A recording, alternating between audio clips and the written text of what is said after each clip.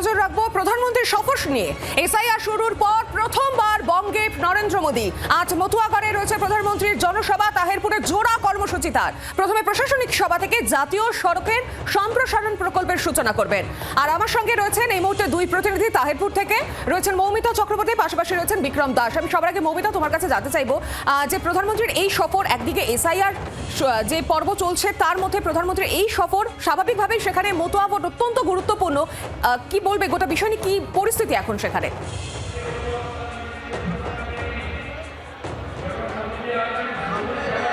দেখো, মতুয়া সম্প্রদায়ের ভোট পাখির চোখ করে কিন্তু গেরুয়া শিবির অনেকদিন ধরেই তাদের যে একাধিক কর্মসূচি, সেই কর্মসূচি শুরু করেছেন।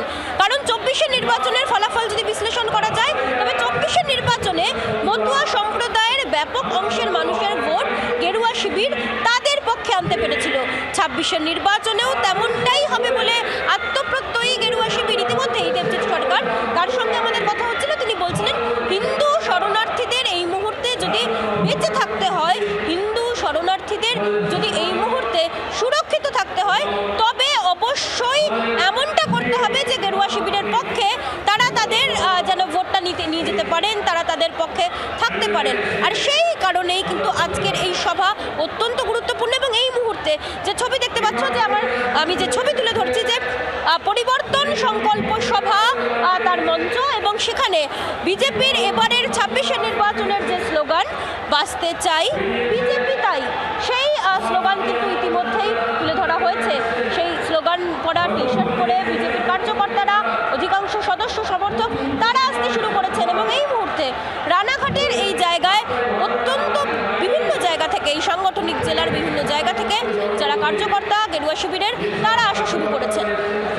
একেবারে মৌমিতার সঙ্গে থাকো। এবার বিক্রম, তোমার কাছে যে বিষয়টি জানতে চাইবো, প্রধানমন্ত্রী নরেন্দ্র মোদী আসছেন রাজ্যে। তার আগে আমরা সকালের দিকে দেখেছিলাম বিভিন্ন জায়গায় ব্যানার পোস্টার পড়ছে এবং সেগুলো নাকি ছিঁড়ে ফেলা হচ্ছে। অর্থাৎ একটা নিরাপত্তার ব্যবস্থা নিয়েও প্রশ্ন থাকছে, কতটা নিরাপত্তা ব্যবস্থা নেওয়া হচ্ছে এবং সাধারণ মানুষ তারা কি বলছেন, কি জানতে পারছো?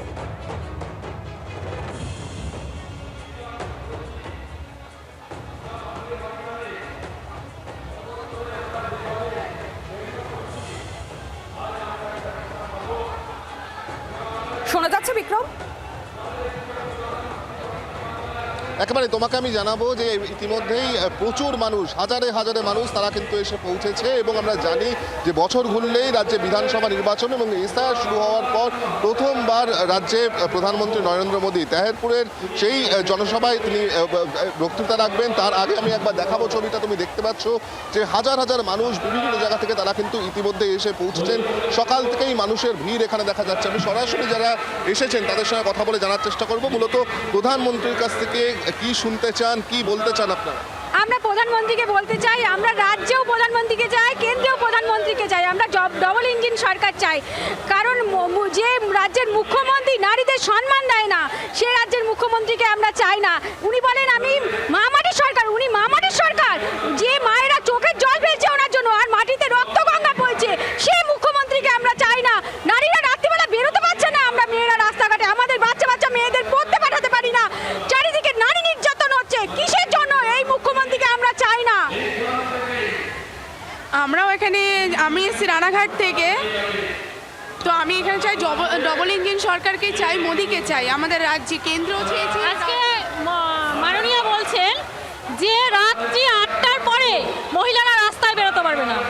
উনি আজকে রাজ্যের মুখ্যমন্ত্রী হয়ে যদি এই নির্দেশ দেন, তাহলে বলবো ওনার এই মুখ্যমন্ত্রীর চেয়ারে বসার কোনো অধিকার নেই।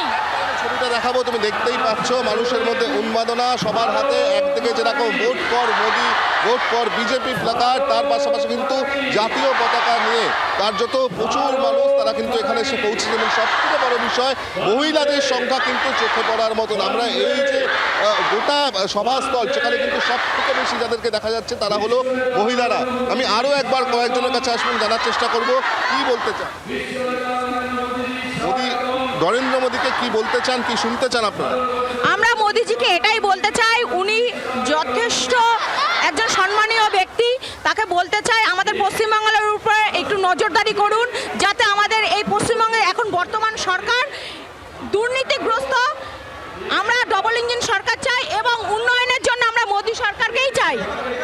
নারী সুরক্ষার জন্য চাই, কর্মসংস্থানের জন্য চাই, বেকারত্ব দূর করার জন্য আমরা করি।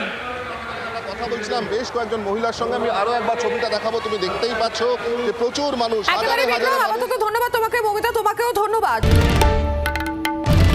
বাংলার আওয়াজ, বাঙালির আবেগ, জি 24 ঘন্টা।